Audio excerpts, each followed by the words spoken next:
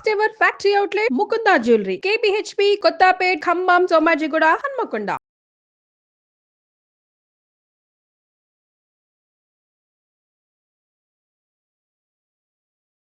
నేను డిగ్రీ అయిపోయిన వెంటనే మా చుట్టాల్లో అబ్బాయి అనేసి పెళ్లి చేశారు మేడం.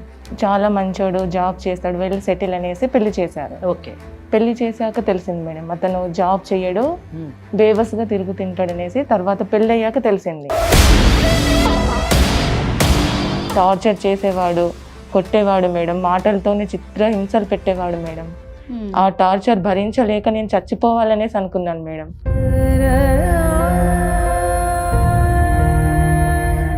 కానీ ఇంకా నా వల్ల కాలేదు మేడం. అదేలే, ఇంకా వద్దు, పెద్దల సమక్షంలో మేము మాట్లాడి విడిపోయాం మేడం. ఇంకా నాకు ఏ బంధం వద్దు అనుకొని నేను మళ్ళీ ఆ సిచ్యువేషన్ నుంచి బయటపడి హైదరాబాద్ వచ్చాను మేడం. కోర్సు చేస్తూ నాకు లక్కీగా సాఫ్ట్వేర్ జాబ్ వచ్చింది మేడం. సంతోషం. ఇది జాబ్ చేస్తున్నప్పుడు అసలు అక్కడే ప్రాబ్లం మొదలైంది మేడం. అక్కడే ప్రాబ్లం అయిందమ్మా. నేను జాబ్ చేస్తున్న సమయంలో నాకు పెళ్లి కాలేదు అనుకొని ఒక అబ్బాయి నేను నిన్ను ప్రేమిస్తున్నాను, నేను నిన్ను పెళ్లి చేసుకోవాలనుకుంటున్నాను అనేసి చెప్పాడు మేడం. ఓకే. అతను నాకన్నా 5 years చిన్న మేడం. నీకు పెళ్ళైనా నీ పిల్లల్ని నా పిల్లల్లాగా చూసుకుంటాను. బాగుంది. తర్వాత 1 year హ్యాపీగానే ఉన్నాం మేడం. వాళ్ళ ఇంట్లో వాళ్ళు ఒకరోజు సడన్గా కాల్ చేశారు మేడం. కాల్ చేసి రమ్మన్నారు ఇంటికి. 1 month వరకు ఆయన అడ్రస్ లేదు మేడం. అసలు నా కాల్ లిఫ్ట్ చేసేవాడు కాదు. అసలు నా గురించి అసలు కొంచెం కూడా పట్టించుకోలేదు మేడం. వదిలేసి వెళ్ళిపోయిండు. నా ఫోన్ కూడా ఆన్సర్ చేయలేదు మేడం. ఆఫీస్లో వెళ్ళి బాధపడుతున్నప్పుడు ఏమైంది అనేసి ఇతని గురించి అడిగినప్పుడు వాళ్ళు చెప్పారు మేడం, పెళ్ళి అనేసి మంత్ లీవ్ తీసుకున్నారు అనేసి చెప్పారు మేడం. హలో చెప్పు నవీన్, ఎక్కడున్నా? ఇంట్లో ఉన్నా. ఇప్పుడు నా పరిస్థితి ఏంటి నవీన్? నువ్వు ఇంటికి వెళ్ళిపోతే నేను పెళ్లి పనిలో ఉన్నాను, డిస్టర్బ్ చేయదు సరేనా? పెళ్ళి అంటున్నావేంటి నవీన్? అంటే మరి నీకు నాకు సెట్ అవ్వట్లేదు. నీకు నాకు చాలా ఏజ్ డిఫరెన్స్. యాక్చువల్గా నీకు 35, నేను చిన్నోడిని. అప్పుడు ఏదో నేను చూసి ఏదో అలా డిసైడ్ అయ్యాను, కానీ ఇప్పుడు నాకు వద్దు. సో నీ దారి వద్దు, ఓకేనా? ఎక్కడున్నావు నవీన్ మీరు? నేను పెళ్లి పనిలో ఉన్నానండి. చెప్పండి, ఎన్ని పెళ్ళిళ్ళు చేసుకుంటారు మీరు? ఫస్ట్ పెళ్ళి. నీకు రమ్యకి పెళ్ళయింది, అవునా కదా? ఏది ఫేక్? Registration certificate ఫేకా? నీకు ఇప్పుడు పంపించిన సర్టిఫికేట్ కాకుండా మాకు రమ్య కొన్ని ఫోటోలు చూపించింది. ఆ ఫోటోల్లోని రమ్య బంధువులు వాళ్ళ తల్లిదండ్రుల మధ్యన మీకు సాంప్రదాయపరమైనటువంటి పెళ్లి కూడా జరిగింది. దీనికి ఏమంటారు?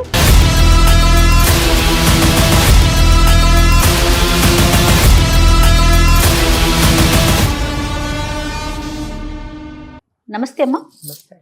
అమ్మ, సాధారణంగా ఎవరైనా సరే జీవితంలో ఒక్కసారి మోసపోతారు, కానీ మన దగ్గరికి ఒక అమ్మాయి వచ్చిందమ్మా, తన జీవితంలో 2 సార్లు మోసపోయి ఇంకా అసలు నాకు ఈ జీవితమే వద్దు, నా వల్ల కావట్లేదు, నేను ఇంతటితో ఆగిపోదాం అనుకుంటున్నాను, తనువు ఛాలెంజ్ చేయాలనుకుంటున్నాను అన్నట్లుగా వచ్చి నన్ను కలిసింది. అట్లా కాదమ్మా, ఒకసారి మాట్లాడదాము, మేడం ఉన్నారు, నీకు తగిన సలహాలు సూచనలు ఇస్తారు, నువ్వు ఎలా ముందుకు వెళ్ళాలో చెప్తారు అనేసి నేను చెప్పాను. చదువుకొని అంటే మన ముందు తరం ఆ ముందు తరాలను చూస్తే వాళ్ళకి చదువు తక్కువ ఉంటుంది, కానీ ఆత్మస్థైర్యం ఎక్కువ ఉంటుంది, చాలా ఎక్కువ. ఇప్పుడు అమ్మాయిల్లోని చదువు ఉంటుంది, సంపాదన ఉంటుంది, కానీ ఆత్మస్థైర్యం తక్కువ ఉంటుంది. అంతేకాకుండా సమాజంలో వచ్చినటువంటి సమస్యల్ని ఎదుర్కోవడానికి భయపడిపోతున్నారు. అమ్మాయిలు ముఖ్యంగా సమాజంలో వచ్చేటటువంటి సమస్యల్ని, అలాగే తమ జీవితంలో తలెత్తేటటువంటి సమస్యల్ని ఎదుర్కొనే స్థాయికి ఎదిగినప్పుడే నిజానికి రియల్ ఎంపవర్మెంట్, మహిళా సాధికారత అదేనేమని నేను అనుకుంటున్నాను. 100% ట్రూ. It's golden words.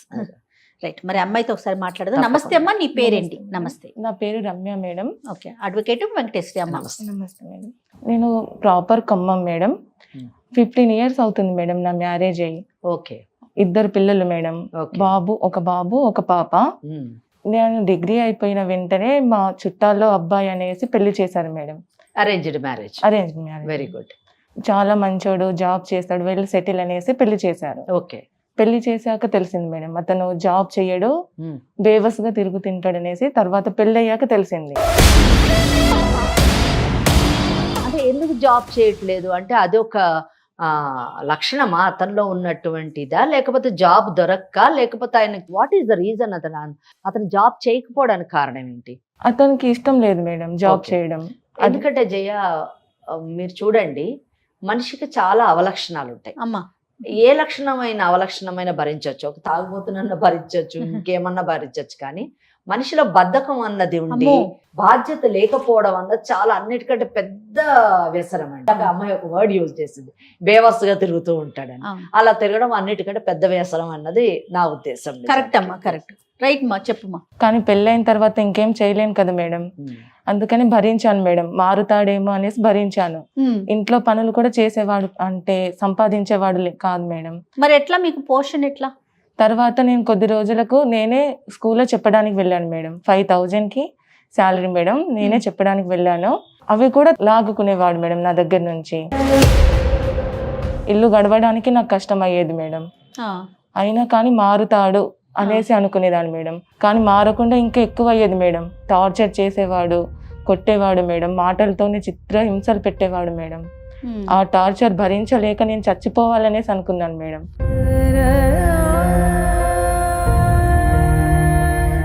తల్లిదండ్రులు లేరా అండి అతనికి? మీ అత్తమామ లేరా? ఉన్నారు మేడం. మరి వాళ్ళు ఏం చెప్పేవారు కదా? వాళ్ళు ఏం చెప్పేవారు కాదు మేడం.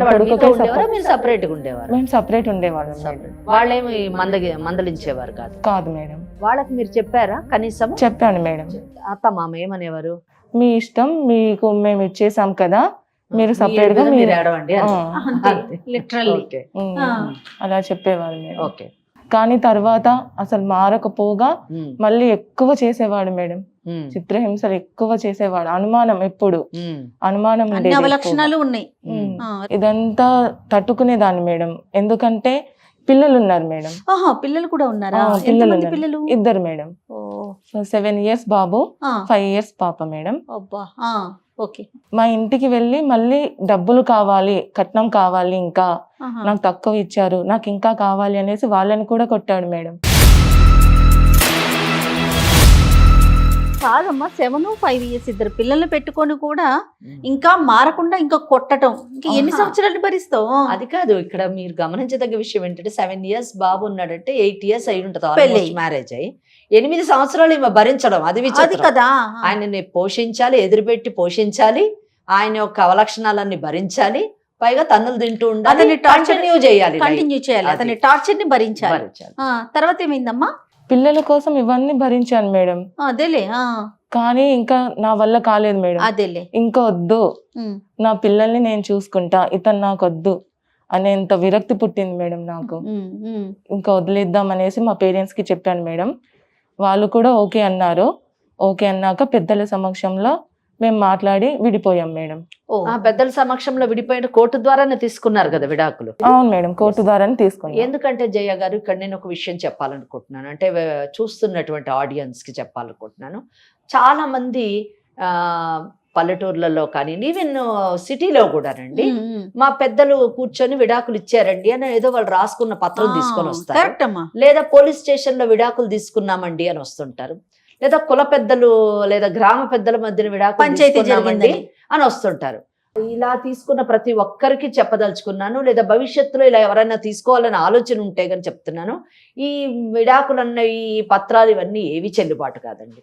ఒక న్యాయవాదులకి విడాకులు ఇచ్చే అధికారం లేదు, కుల పెద్దలకి విడాకులు ఇచ్చే అధికారం లేదు, లేదా పోలీస్ వ్యవస్థకి విడాకులు ఇచ్చే అధికారం లేదు, లేదా ఇంట్లోని పెద్ద మనుషులు, బంధువులు, ఈళ్ళ తల్లిదండ్రులు, వాళ్ళ తల్లిదండ్రులు విడాకులు ఇచ్చేటటువంటి అధికారం లేదు, లేదా మనలాంటి ఇటువంటి కార్యక్రమాల్లోని విడాకులు ఇచ్చేటటువంటి అధికారం లేదు. కేవలమును న్యాయ వ్యవస్థకు మాత్రమే విడాకులు తీసుకునేటటువంటి ఇచ్చేటటువంటి అధికారం ఉంది. సో అలా తీసుకున్నటువంటి విడాకులు మాత్రమే లీగల్ గా వ్యాలిడ్ డైవర్స్ అంటారు. అప్పుడే ఇంకొక పెళ్లి చేసుకునేటటువంటి అవకాశం ఉంటుంది, కానీ లేకపోతే మాత్రం ఏ చిత్తు పేపర్ కూడా విడాకులుగా కన్సిడర్ చేయబడదు, అది చెల్లుబాటు కాదు. ఇది నేను ఈ అవేర్నెస్ నేను పబ్లిక్ ఇవ్వాలని అనుకుంటున్నాను, అందుకే తప్పకుండా అమ్మా. ఇంకా అంతవరకు నయం చట్ట ప్రకారం డివోర్స్ తీసుకున్నారు. Yes. సరేనమ్మా, తర్వాత ఏం జరిగింది? తర్వాత మేమిద్దరం విడిపోయాం. పిల్లల్ని ఇంకా చూసుకోవాలి కదా మేడం, ఇంకా నాకు తప్పదు కదా మేడం, వాళ్ళ భవిష్యత్తు బాగుండాలి అనేసి నేను ఇంకా ఏ రిలేషన్ వద్దు, అదే ఇంకా నాకు ఏ బంధం వద్దు అనుకొని నేను మళ్ళీ ఆ సిచ్యువేషన్ నుంచి బయటపడి హైదరాబాద్ వచ్చాను మేడం. హైదరాబాద్ వచ్చి ఎంసీఏ చేశాను మేడం. కోర్సు చేస్తూ నాకు లక్కీగా సాఫ్ట్వేర్ జాబ్ వచ్చింది మేడం. సంతోషం. ఇది జాబ్ చేస్తున్నప్పుడు అసలు అక్కడే ప్రాబ్లం మొదలైంది మేడం. అక్కడేం ప్రాబ్లం అయిందమ్మా? నేను జాబ్ చేస్తున్న సమయంలో నాకు పెళ్లి కాలేదు అనుకొని ఒక అబ్బాయి నేను నిన్ను ప్రేమిస్తున్నాను, నేను నిన్ను పెళ్లి చేసుకోవాలనుకుంటున్నాను అనేసి చెప్పాడు మేడం. ఓకే. అతను నాకన్నా 5 years చిన్న మేడం. నీకు పెళ్లి అయింది, ఇట్లా 2 పిల్లలు ఉన్నారన్న విషయం చెప్పావా? తెలియదు మేడం, ఫస్ట్ అతనికి తెలీదు. తెలియకుండానే నన్ను ప్రేమిస్తున్నా అనేసి చెప్పిండు మేడం. అతను ఇష్టపడ్డాను అనేసి చెప్పిన తర్వాత నేను వద్దు, నాకు పెళ్ళయింది, 2 పిల్లలు ఉన్నారు అనేసి నేను చెప్పాను మేడం. Very good. చెప్పాక ఒక 10 days నాకు కనిపించలేదు మేడం, మాట్లాడలేదు. 10 days నాకు కనిపించలేదు. తర్వాత మళ్ళీ ఒక రోజు వచ్చి నీకు పెళ్ళైనా నీ పిల్లల్ని నా పిల్లల్లాగా చూసుకుంటాను, నేను నిన్ను హ్యాపీగా చూసుకుంటాను, నీ ఇప్పుడు ఎలాగో మీ హస్బెండ్తో కలిసి లేవు కదా, నేను నిన్ను చూసుకుంటాను హ్యాపీగా అనేసి అన్నాడు మేడం. బాగుంది. నా పిల్లల స్కూల్లో కూడా ఫాదర్ సిగ్నేచర్ కూడా ఇతందే ఉంది మేడం. హ్యాపీగా చూసుకునేవాడు మా పిల్లల్ని. పెళ్లి చేసుకున్నారా? పెళ్లి చేసుకున్నాం మేడం. ఇటు మీ సైడ్ అటు వాళ్ళ సైడ్ ఇద్దరికి తెలిసే చేసుకున్నారమ్మా? లేదు మేడం, వాళ్ళ సైడ్ తెలియదు, వాళ్ళ పేరెంట్స్ కి తెలియదు మేడం. మా పేరెంట్స్ కి తెలుసు, అండ్ మా చుట్టాలకు తెలుసు మేడం, వాళ్ళ పేరెంట్స్ కి తెలియదు. వాళ్ళ తరపున అసలు ఎవరికి, బంధువులు ఎవరికి తెలీదా? తెలియదు మేడం. ఎందుకు తెలియదు? చెప్పలేదు అతను? చెప్పలేదు మేడం. ఎందుకు చెప్పలేదు? ఇప్పుడు నేను చిన్నవాడిని కదా, నాకు టైం ఉంది, నేను తర్వాత చెప్తాను, నేను ఒప్పిస్తాను అనేసి అన్నాడు మేడం. కానీ మీరు ఒప్పించిన తర్వాత చేసుకోమని చెప్పాలి కదా, మీ సేఫ్టీ గురించి. నేను చెప్పాను అయినా కానీ, ఎందుకంటే పెద్దవాళ్ళకి తెలియకుండా పెళ్లి చేసుకుంటే మీకు ఏ పార్టీ భద్రత ఉంటుంది చెప్పండి? అవును మేడం కదా. రేపటి రోజున ఏదన్నా ప్రాబ్లం వస్తే ఎవరిని అడుగుతారు మీరు? మీరు ఆ కండిషన్ పెట్టాల్సింది. తల్లిదండ్రులకు చెప్పు, వాళ్ళ సమక్షంలోనే పెళ్లి చేసుకోనన్ను అని చెప్పాలి. మరి మ్యారేజ్ రిజిస్టర్ చేసుకున్నారా? చేసుకున్నాను. ఓకే. సర్టిఫికేట్ కూడా ఉంది madam. Super. Very good, very good అమ్మా. తర్వాత పిల్లల్ని నన్ను హ్యాపీగా చూసుకునేవాడు మేడం. తర్వాత ఒక్క రోజు సడన్ గా వాళ్ళ పేరెంట్స్ కాల్ చేశారు మేడం. ఎన్ని రోజులు కలిసి ఉన్నారు మీరు? 1 year మేడం. అతనికి మీకేం పిల్లలు లేరు? లేరు మేడం. ఓకే. ఎందుకంటే నా పిల్లల్నే అతని పిల్లల్లాగా చూసుకుంటాను. అది ముందే చెప్పాడు, మిమ్మల్ని ఇంప్రెస్ చేయడానికి చెప్పిన మాటలు అవి మొదట కదా. అవును మేడం. ఎందుకంటే పిల్లల్ని ఎరవేస్తేనే మీరు వస్తారు కదా. రైట్. తర్వాత 1 year హ్యాపీగానే ఉన్నాం మేడం. వాళ్ళ ఇంట్లో వాళ్ళు ఒక రోజు సడన్ గా కాల్ చేశారు మేడం. కాల్ చేసి రమ్మన్నారు ఇంటికి. నిన్న? లేదు మేడం, చెప్తే ఇద్దరిని రమ్మన్నారా అని ఒక హ్యాపీనెస్ లో అడుగుతాను. లేదు మేడం, ఆయన్ని రమ్మన్నారు, ఆయన వెళ్ళాడు మేడం. వెళ్ళాక ఒక 1 month వరకు ఆయన అడ్రస్ లేదు మేడం. అసలు నా కాల్ లిఫ్ట్ చేసేవాడు కాదు, అసలు నా గురించి అసలు కొంచెం కూడా పట్టించుకోలేదు మేడం, వదిలేసి వెళ్ళిపోయిండు. ఓకే. కొద్ది రోజుల తర్వాత నేను వెళ్ళి ఆఫీస్లో వెళ్ళి బాధపడుతున్నప్పుడు ఏమైంది అనేసి ఇతని గురించి అడిగినప్పుడు వాళ్ళు చెప్పారు మేడం, పెళ్ళి అనేసి 1 month లీవ్ తీసుకున్నారు అనేసి చెప్పారు మేడం. వాళ్ళు అంటే ఇప్పుడు తిని చెప్పేదాని ప్రకారం అమ్మా అతను ప్లాంట్ గానే వెళ్ళాడు. ప్లాంట్ ఏముంది, వాళ్ళ ఇంట్లో పెళ్లి కుదిరింది, పెళ్లికి వెళ్ళాడు. ఆయనకు అన్ని తెలుసు, ఈమెకు తెలియదు, ఈమెను ఫూల్ చేశాడు అంతే. సింపుల్ థింగ్ అండి. అమ్మాయిలు ఎదుట వాళ్ళు మాట్లాడే విధానం బట్టి వాళ్ళు నమ్మిస్తున్నారా, మోసం చేస్తున్నారా, లేదా వీళ్ళు నమ్మకస్తులా కాదా అని తెలుసుకునేటటువంటి మెచ్యూరిటీ లెవెల్స్ కూడా వాళ్ళకి రావాలి. ఎందుకంటే ఇక్కడ మీరే చూడండి, కేసు ప్రజెంట్ చేసేటప్పుడు నాకు అర్థమైపోయింది నిజం చెప్పాలంటే. అందుకే నేను ఇందాక అన్నాను, పిల్లల్ని ఎర చూపిస్తేనే కానీ నువ్వు పడవు కదమ్మా అని అన్నాను. మరి దానికి కారణం ఏంటంటే ఆ అబ్బాయి ఏమో చదువుకున్నవాడు, సాఫ్ట్వేర్ ఉద్యోగం చేస్తున్నవాడు, తినకంటే 5 సంవత్సరాలు చిన్నవాడు, ఒక కుటుంబం ఉంది, పెళ్లి చేసేటటువంటి అవకాశం ఉంది, పెళ్లి కుదిరేటటువంటి అవకాశం ఉంది. ఇటువంటి పరిస్థితుల్లో 2 పిల్లలు ఉన్నటువంటి ఒక మహిళని పెళ్లి చేసుకోవాల్సిన అవసరం ఇతనికి లేదు. ఫస్ట్ బిగినింగ్ లో కూడా ఈమె పరిచయం అయినప్పుడు ఈమెకు పెళ్ళైన విషయం తెలియదు అని చెప్పేసి ఈమె అనుకుంది, కానీ ఆయనకు అన్ని తెలుసు. అంతే, పెళ్ళయింది తెలుసు, పిల్లలు ఉన్నారని తెలుసు, అన్ని తెలుసు. ఓన్లీ ట్రాప్ చేయాలనుకున్నాడు, చేశాడు. అంటే ఉట్టిగా పెళ్లి చేసుకుంటాను ఇలా అని చెప్తే పడిపోయే రకం కాదు అని లొంగే రకం కాదు అని తెలుసుకొని పెళ్లి అనేటటువంటి ఒక సెంటిమెంట్ తో కట్టి ఆమెని ఫూల్ని చేయాలనుకున్నాడు. నీ పిల్లల్ని నేను చూసుకుంటానని మళ్ళీ ఒక పెద్ద ఇది చేయడం. సో ఇక్కడ చూసారా 2 కేసుల్లో కూడా అంటే మొదట ఉన్నటువంటి భర్త వాడు ఇర్రెస్పాన్సిబుల్, వీడు ఇంకా ఇర్రెస్పాన్సిబుల్. అది అందుకే నేను చెప్పానమ్మా, జీవితంలో 2 సార్లు ఓడిపోయింది, మోసపోయింది. రైట్. తర్వాత ఏమైందమ్మా? నెక్స్ట్ తెలిసినప్పుడు నేను వెళ్ళాను మేడం వాళ్ళ ఇంటికి. వాళ్ళ ఇంటికి వెళ్ళావా? అవును. అక్కడికి వెళ్ళేసరికి వాళ్ళందరూ చుట్టాలు పెళ్లి పనులు అంతా మొదలు పెట్టారు మేడం. నేను వెళ్ళేసరికి ఎవరు అనేసి నన్ను అడుగుతున్నారు. ఆయన ఫ్రెండ్ అని చెప్పాడు మేడం. నన్ను పక్కకు తీసుకెళ్ళి నువ్వు అంటే నాకు ఇష్టం లేదు, నేను నిన్ను వదిలేస్తున్నా, నువ్వు ఇక్కడ నుంచి వెళ్ళిపో అనేసి అన్నాడు మేడం. ఎందుకు ఇష్టం లేదంటే మరి సంవత్సరం పాటు కలిసి ఉన్నాడు కదా. అదే మేడం, నేను నీ పిల్లల్ని చూసుకోలేను, నిన్ను చూసుకోలేను, నాకు మంచి సంబంధం వచ్చింది, నేను తననే చేసుకుంటాను, నువ్వు ఇక్కడ నుంచి వెళ్ళిపో అనేసి అన్నాడు మేడం. నిలకడ లేని వ్యక్తిత్వం అంతే. ఈ రోజు నువ్వు నచ్చుతావు, రేపు ఇంకోళ్ళు నచ్చుతారు, ఎల్లుండి ఇంకోళ్ళు నచ్చుతారు. సో 1 సంవత్సరం క్రితం ఈమె నచ్చింది, ఈమెతో అవసరం తెచ్చుకున్నాడు, ఈ రోజు మంచి సంబంధం వచ్చింది, ఈ అమ్మాయిని చేసుకున్నాడు. ఒకవేళ ఇంతకంటే ఇంకో మంచి సంబంధం వస్తే ఆ అమ్మాయి దగ్గర కూడా వెళ్ళేటటువంటి అవకాశం ఉంది. సో నిలకడ లేనటువంటి వ్యక్తిత్వంతో ఉన్నటువంటి వ్యక్తిని ఈమె నమ్మడం ఈమెకు దురదృష్టం.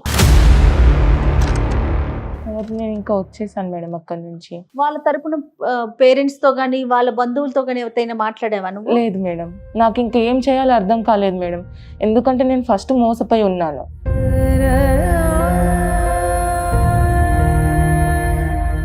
మరి ఇంట్లో మీ పేరెంట్స్ కి చెప్పావమ్మా? చెప్పలేదు మేడం, ఎందుకంటే మళ్ళీ ఇప్పుడు కూడా ఈ సిచ్యువేషన్ తెలిస్తే వాళ్ళు ఏమైపోతారనేసి భయపడి నేను చెప్పలేదు. నన్ను ఏం చేయమంటారు మేడం ఇప్పుడు? మీకేం కావాలి అన్నది మొదట మీరు నిర్ణయం తీసుకుంటే దాని ప్రకారము తప్పకుండా చట్టాన్ని ఆశ్రయించవచ్చు. మీరు ఏం కావాలనుకుంటున్నారు? అటువంటి వ్యక్తితో మీరు కొనసాగాలనుకుంటున్నారా? ఇలాంటి మోసగాడితో నీ జీవితానికి ఎప్పుడు భద్రత ఉండదు. మీ పిల్లల్ని అయితే ఏ విధంగానూ అతను చూసుకోడండి 100% కదా. అయినా కానీ ఇప్పుడు అబ్బాయి పెళ్లి అయిపోయిందా? కాలేదు మేడం, ఇంకా పెళ్లి పనులు అవుతూ ఉన్నాయి. ఓకే, మరి మీకేం కావాలనుకుంటున్నారు? నాకు ఆయన కావాలి మేడం. ఓకే, ఆయన కావాలి. ఎందుకంటే నా పిల్లలు ఉన్నారు కదా మేడం. ఫస్ట్ నేను మోసపోయాను, మళ్ళీ వీళ్ళకి నేను చెప్పుకోవాలి కదా మేడం. అంటే మీకు నమ్మకం ఉందా? ఓకే, కావాలన్నారు, చాలా బాగుంది, పెళ్లి చేసుకున్నారు కాబట్టి నా భర్త నాకు కావాలి అనడంలో తప్పులేదు, అది మీ హక్కు. కానీ ఇటువంటి వ్యక్తి, మోసం చేసేటటువంటి వ్యక్తి, నమ్మడానికి వీలు లేనటువంటి వ్యక్తి, నిలకడత్వం లేనటువంటి వ్యక్తి, ఏమాత్రం మీ బిడ్డల బాధ్యత తీసుకోవడానికి అంగీకరించినటువంటి వ్యక్తి, అంటే వివాహమే మోసం మీద నడిచింది, ప్రారంభమైంది. అటువంటి వ్యక్తి తోని భవిష్యత్తు బాగుంటుందని మీకు నమ్మకం ఉందా? నమ్మకం ఉందా? ఆ వ్యక్తి మిమ్మల్ని జీవితాంతం జాగ్రత్తగా చూసుకుంటాడు, మీ పిల్లల్ని జాగ్రత్తగా చూసుకుంటాడు అని నమ్మకం మీకుందా? అంటే తను ఏం చెయ్యాలో తెలియని పరిస్థితి అమ్మా. తను నమ్మాలో నమ్మకూడదో కూడా పాపం తనకు అర్థం కావట్లే. కరెక్టే, కానీ ఒకటి చూడండి జయ గారు, ప్రతి బంధాన్ని పటిష్టం చేయాలి అనేటటువంటి ఆలోచన చాలా మంచి ఆలోచన. కానీ బంధం, మనుషులు లేదా ఆ రిలేషన్షిప్ బంధం పటిష్టం కావచ్చు, కానీ మనసులోని ప్రేమ బాధ్యతని ఎవరైనా పెంచగలరా? అసలు అటువంటి చట్టాలు ఉన్నాయా? అటువంటి యంత్రాలు ఏమన్నా ఉన్నాయా అన్నది మనం ఆలోచించదగింది. కరెక్ట్. ఎందుకంటే ఈ కేసులోని దురదృష్టకరం ఏంటంటే, అంటే ప్రతి కేసులో కూడా నిర్లక్ష్యం చేసేటటువంటి ప్రతి భర్త కానివ్వండి, భార్య కానివ్వండి, బాధ్యతారాహిత్యంగా ప్రవర్తించడాన్ని సరిదిద్దడానికి కౌన్సిలింగ్ కానివ్వండి, లేదా నయానో భయానో చట్టం ద్వారానో మనం సరిదిద్దుతూ ఉంటాం. కానీ మనిషి పట్ల మనిషికి బాధ్యత కానివ్వండి, మనిషి పట్ల మనిషికి ప్రేమాపేక్షలు పెంచడం కానివ్వండి జరుగుతాయా అన్నది ఆలోచించినప్పుడు అది చాలా రేరెస్ట్ కేసు అనే చెప్పాలి, కానీ 100% జరుగుతుంది అని చెప్పడానికి లేదు. నేను ఇక్కడ ఈ కేసులో ఎందుకు ఇంత డిఫరెంట్గా అంటే, సాధారణంగా ఎప్పుడైనా ఎవరైనా కలపాలి అంటే ఫస్ట్ నేనే కలపాలి అని అంటాను. కానీ ఈ కేసులో చూసారా, ఇక్కడ పెళ్లి ఒక మోసం అండి. పెళ్లి ఇష్టంతో చేసుకున్నది కాదు. ఈ అమ్మాయి ఫ్రెష్ కేసు అయితే ప్రేమించాడు, వెనకబడ్డాడు, పెళ్లి చేసుకున్నాడు అంటే ఒక అర్థం ఉంది. పెళ్ళయి 2 పిల్లలు ఉన్నటువంటి తల్లిని, తనకంటే 5 ఏళ్ళు పెద్దామని ప్రేమించాడు, పెళ్లి చేసుకున్నాడు అంటే అది ఏ విధాన నమ్మశక్యం కానటువంటి విషయం. అది కేవలం మోసం మాత్రమే, అవసరం తీర్చుకోవడానికి చేసిన చర్య మాత్రమే.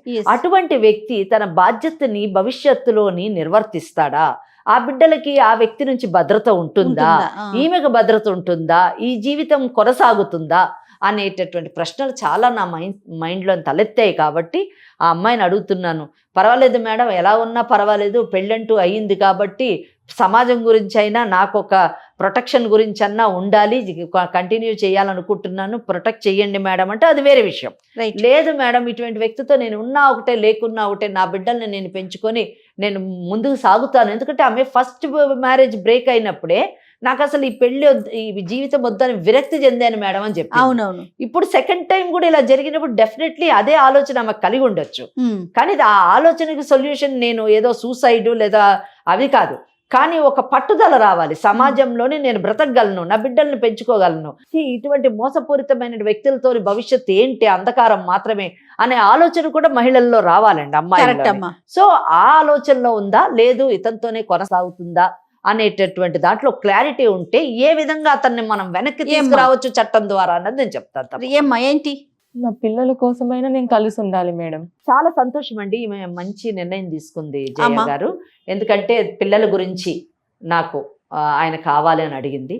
ఎందుకంటే తండ్రి లేనటువంటి బిడ్డలు ఎటువంటి మానసిక క్షోభకి లోనవుతారు, సమాజంలో వారు ఎన్ని అవమానాలను పొందుతారు అన్న విషయాన్ని ఆమె గమనించడం చాలా గొప్ప విషయమే.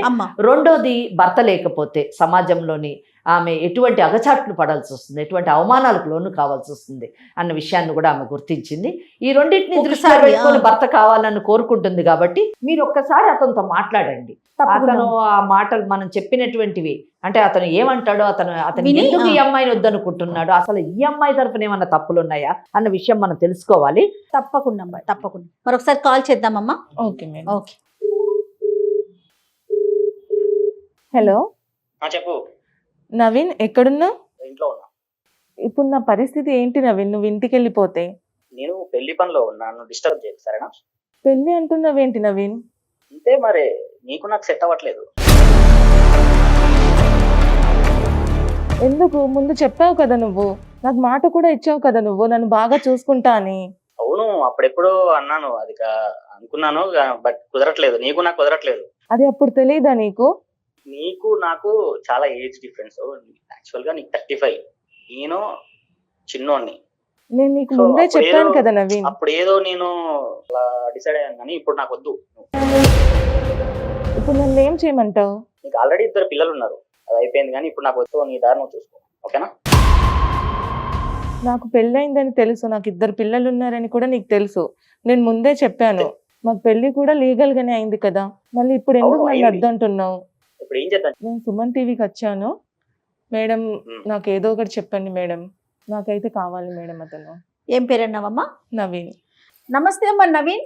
ఎవరు మీరు? అమ్మా నా పేరు జయ, ఇది సుమన్ టీవీ లీగల్ అడ్వైజ్ అనే ప్రోగ్రామ్ నుంచి నేను మాట్లాడుతూ ఉన్నాను. నాతో పాటు అడ్వకేట్ వెంకటేశ్వరి గారు ఉన్నారు. ఓకే, రమ్య మా స్టూడియోకి వచ్చింది తనకి న్యాయం చేయాలని, ఆ విషయంగా నీకు కాల్ చేశామమ్మా.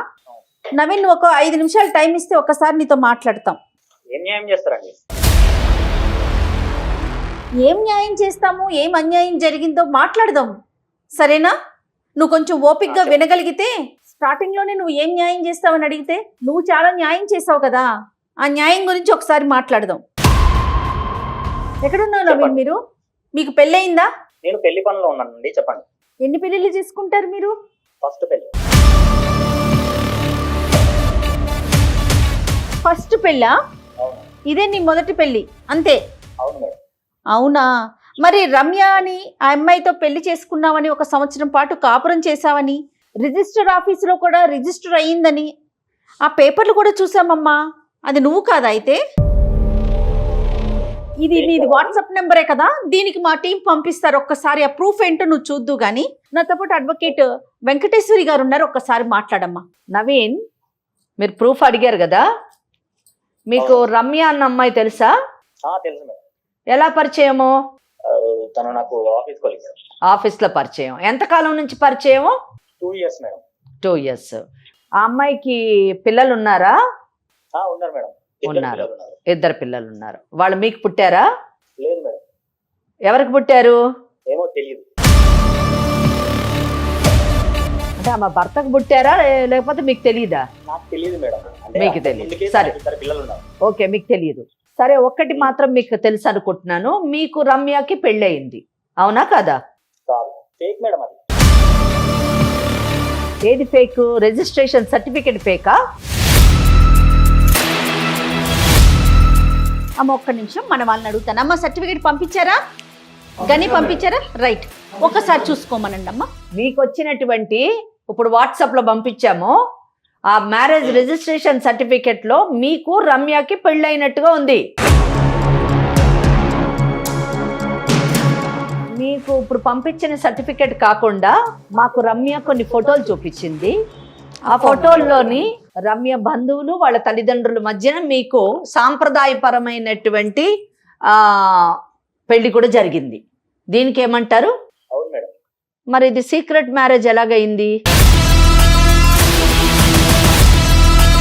మీకు వినండి, మీకు సాంప్రదాయమైన వివాహం జరిగింది. అలాగే మీరు సంవత్సరం నుంచి వైవాహిక జీవితాన్ని గడుపుతున్నారు. నేను ముందు అడిగిన ప్రశ్నలన్నిట్లోని అంటే ఆమె వయసు చిన్నది అన్నది మీకు తెలుసు, ఆమెకు ముందు పెళ్ళయింది అన్న విషయము తెలుసు, ఆమెకి 2 పిల్లలు ఉన్నారు అన్న విషయము తెలుసు, మీరిద్దరూ 22 ఏళ్ల నుంచి పరిచయస్తులు అన్న విషయము తెలిసింది. మీకు పెళ్ళయి ఈమెతోని పెళ్ళయి 1 ఇయర్ అయింది అని తెలిసింది. సో నేను చేసిన క్రాస్ ఎగ్జామినేషన్లో మొత్తం వాస్తవాలు బయటకు వచ్చాయి. ఆ అమ్మాయి మాకేం చెప్పిందో అవన్నీ మీ చేత నేను చెప్పించాను. ఇటువంటి పరిస్థితుల్లోని మీరు ఒక సాఫ్ట్వేర్ కంపెనీలో పనిచేస్తున్నారు కదా, అవునా కదా? అవును మేడం. ఏం చదువుకున్నారు? MBC madam. ఎంబీఏ చేశారు. సరే, ఒకటి చెప్పండి నవీన్, మనకి ఒక చట్టం ఉంది, తెలుసా మీకు ఆ సంగతి? తెలియదు. చట్టం, అసలు దేశానికి చట్టం ఉందన్న తెలియదా? తెలుసు మేడం. తెలుసు కదా, దాన్ని గౌరవిస్తారా మీరు? గౌరవిస్తాను. సో మనకున్నటువంటి చట్టం ప్రకారము ఒక పెళ్లి అయిన తర్వాత ఆ పెళ్లి రద్దు కాకుండా ఆ భార్య బ్రతికుండగా ఇంకొక వివాహం చేసుకోకూడదు. అలా చేసుకున్నటువంటి వ్యక్తికి 8 నుంచి 10 ఏళ్ల మటుకు శిక్ష పడుతుంది. అది ఫస్ట్ థింగ్. కనుక మీరు మీ రమ్యతోని చేసుకున్నటువంటి వివాహం ఇంకా పరిగణలో ఉండగా ఇంకొక వివాహం చేసుకొని ఒక క్రిమినల్ కేసులో పడి మీ ఉద్యోగాన్ని పోగొట్టుకొని మీ యొక్క జీవితాన్ని పోగొట్టుకోవాలనేటటువంటి నిర్ణయం తీసుకుంటారా, లేదా చేసుకున్నటువంటి వివాహాన్ని గౌరవించి రమ్యతోని మీ యొక్క వైవాహిక జీవితాన్ని గడుపుతారా అన్న నిర్ణయం మీరు తీసుకోవాలి. ఇది ఫస్ట్ థింగ్. రెండోది, రమ్య చట్టం కంప్లీట్గా ఆమెకు సపోర్టివ్గా ఉంది ఈ కేసులో.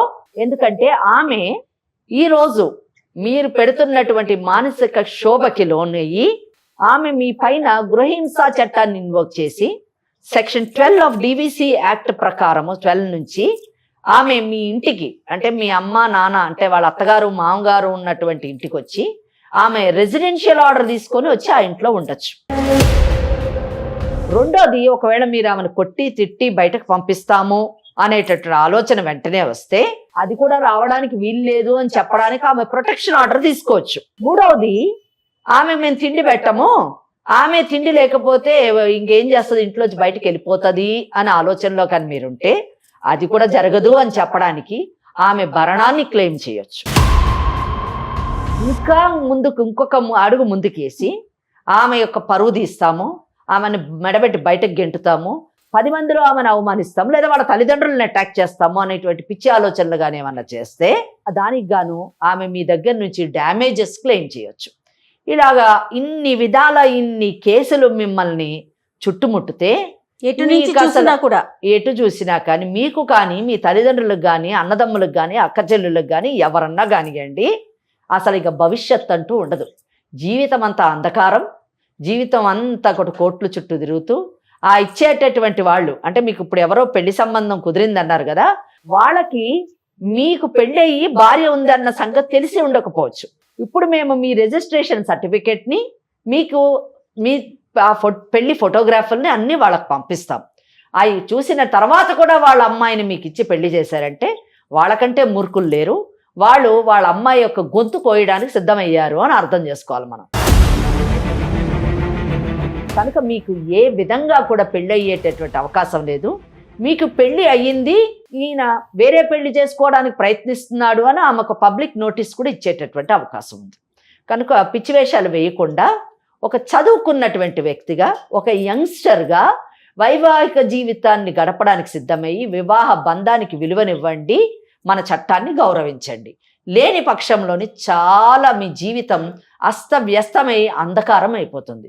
Please try to understand and please drop the idea of getting married again and kindly lead your marital life with Ramya and be happy.